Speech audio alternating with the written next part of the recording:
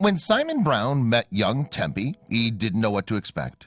He knew his disfigured face was not a pretty sight, and it often caused children to have unpredictable reactions. But as soon as the little girl started talking, Simon knew that this time was different, and she impacted him more than she could ever realize.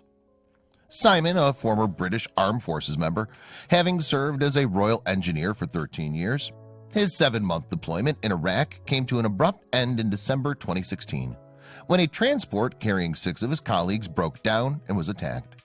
Simon came to their aid and successfully rescued them, but as he was leaving the area, he was nearly killed. He'd been shot by a sniper rifle. The bullet entered Simon's left cheek and exited through his right one. The impact destroyed both his cheekbones, shattered his left eye, and severely maimed his right one. "Thank God I didn't pass out," he remembers. "My palate had collapsed and I couldn't breathe. I put my thumb in my mouth to hold it up and kept my airway open." He was in danger of suffocating. Simon was taken to nearby Basra Palace for emergency tracheotomy. Then he was lifted to his base, where he underwent surgery and was put into an induced coma. The next day he was flown back to Britain. He would need many more operations to rebuild his face and was now functionally blind. His life had been turned upside down, and he didn't know how to cope with this new reality. He spent a lot of time at Selly Oak Hospital, where he received treatment and rehabilitation. Simon's nose and cheekbones were reconstructed using titanium. His jaw was completely remolded, and he was fitted with a prosthetic eye. But he still had to learn to live as a blind man. Thankfully, he wasn't all on his own. Simon received support from Help the Heroes and Blind Veterans UK, 2 charities dedicated to helping injured veterans go back to a normal life. With their financial, practical, and emotional support, Simon was able to adjust his new situation and learn how to live independently. But maintaining his self-confidence is an everyday struggle. 11 years after his injury, Simon has undergone 25 operations to rebuild his face, but his scars and prosthetic eye are still quite visible. He knows he stands out when he's out in public. He tries not to let it get to him, but it isn't always easy, especially when he's around children because he's afraid to scare them. But that all changed when he met Tempy. Temperance Pattinson, known as Tempy, is a 5-year-old girl from Darlington. When she was 3, she asked her mom, Emily, why people were wearing red poppies. Her mom told her about the Poppy Appeal, the Royal British Legion's fundraising effort to help veterans reintegrate to civilian life. Tempy immediately knew she wanted to help, and she did so in the most amazing way. It was the concept that someone would put their life at risk to keep her safe when they hadn't even met her, explains Emily. Tempy swam a 100-meter race, raising 53 pounds for Help the Heroes. The next year, she undertook a mini triathlon and raised 450 pounds. Then the charity told her about their new campaign, Facing It Together. It was her opportunity to finally meet a veteran. Help for Heroes planned a video shoot where Tempy would get to meet an injured veteran and have a short conversation. They chose Simon, who was one of the first soldiers helped by the charity. Simon didn't know what to expect when they told him he'd be sitting right across from a 5-year-old girl. But as they both sat down and started talking, he knew this was an experience like no other. Tempy started by introducing herself. Her manner was confident, and she looked Simon straight in the eye. She was unfazed by his strange appearance. Feeling more at ease, Simon also introduced himself and told her how he became injured. "What was the thing that you got shot by again?" asked Tempy. She didn't seem to mind the grisly details. Next, it was his turn to ask her a question. Simon asked Tempy why she swam 100 meters and raced in a triathlon. "Because even though I didn't know any soldiers, I just thought that they did something for us. I just thought that I can give a present back to them by raising them money," she answered. "I'm quite proud of the soldiers." These words almost brought Simon to tears. The veteran told Tempy he and the rest of the soldiers were also proud of her. "I'm 38 and a half and I can't do a triathlon," he quipped. Tempy then went on to confess she was afraid to ride her bike during the triathlon, but she did it using stabilizers. Simon knew then this was no ordinary little girl. "You like to challenge yourself, don't you?" he asked her. "Yes, because the soldiers challenge themselves," she replied. Simon went on to thank her for what challenges she takes on, noting that the money she raises helps people like him rebuild their lives. "So that's why people like you are our heroes," Tempy smiled, knowing exactly what to say. "And people like you are mine," said the little girl. They fist bumped and the video ended. It was later posted on Help for Heroes YouTube channel, but it wasn't until the Sun shared it on their website that it exploded. Within 2 days, it had racked up 25 million views. The public was smitten with Tempy and Simon, and they wanted to see more of the pair. Shortly after the video went viral, Simon, Tempy, and her mother appeared on ITV's This Morning. The show's host asked Tempy what she thought when she first saw Simon. That he looked really brave, was her response. She also announced her next challenge would be a 5K race. I believe she'll continue fundraising for the rest of her life, said her mother.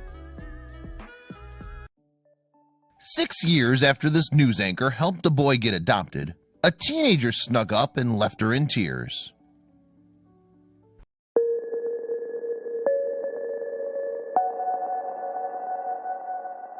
One Texas television star is famous for helping young children get adopted.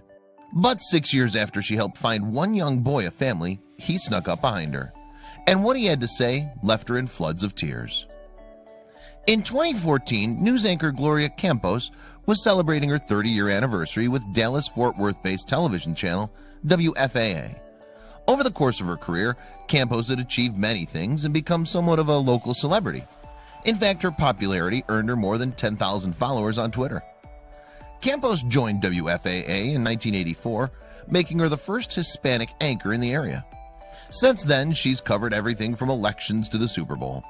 However, it's her famous Wednesday's Child segments that people remember the most. The moving reports feature children who are currently in foster care and awaiting adoption.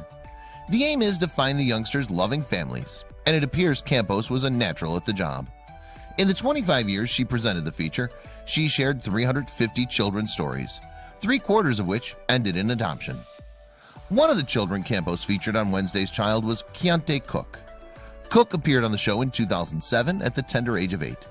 The karate lover managed to charm one family, but the subsequent adoption attempt later fell through. However, Cook's story touched Campos so much that she decided to give him a second shot on the show.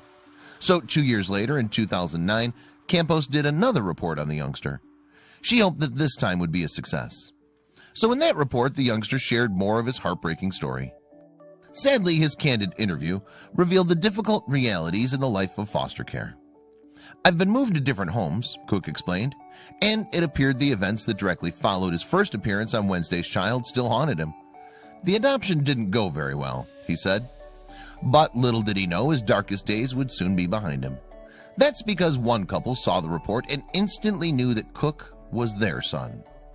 The pair were Carol and Scott Cook, and they believed it was fate that they'd found the little lost boy. The couple applied to adopt the boy, and this time the adoption was a success. Cook went to live with his new adoptive family. However, although he had a home, the youngster still had problems to overcome. But now he had a mom and a dad by his side to help him through. When Cook arrived at his new home, he relied on medication. The drugs had kept his troubles at bay during his time in foster care. However, they also left him feeling confused and somewhat unstable. Consequently, his adoptive mom would often find him wandering around his room in circles. With the support of his adoptive parents, Cook was able to wean himself off what he described as the mind-altering drugs. As a result, he rediscovered his lust for life and soon became an active young boy. Within a few years, Cook was an avid dancer, runner, and hiker. So needless to say, Cook's appearance alongside Campos on Wednesday's Child had turned the youngster's life around. Not only had he found a family, but he'd also discovered some passions in life. For that, Cook would be eternally grateful. When he got the chance to thank Campos in person then, Cook jumped at the opportunity. With the help of WFAA, the young man was able to surprise the news anchor live on air, and the resulting footage was completely moving. In celebration of her 30 years at WFAA, Campos had been watching a report about Cook, one of the many success stories from her time on Wednesday's Child. It's so good to see Keontae, she told her colleague John McKay. He was the karate boy, and so smart, John. It broke my heart when that first adoption did not go through for him. However, just as she'd finished gushing about the boy, she felt a pair of arms envelop her. When she looked around, she spotted Cook, who already had her in a firm embrace, and fought back the tears. I can't believe it's you, she said. I'm so happy that you're happy, and you love your family. Thank you for coming. It's good to see you. I'm proud of you, she told Cook in an emotional exchange.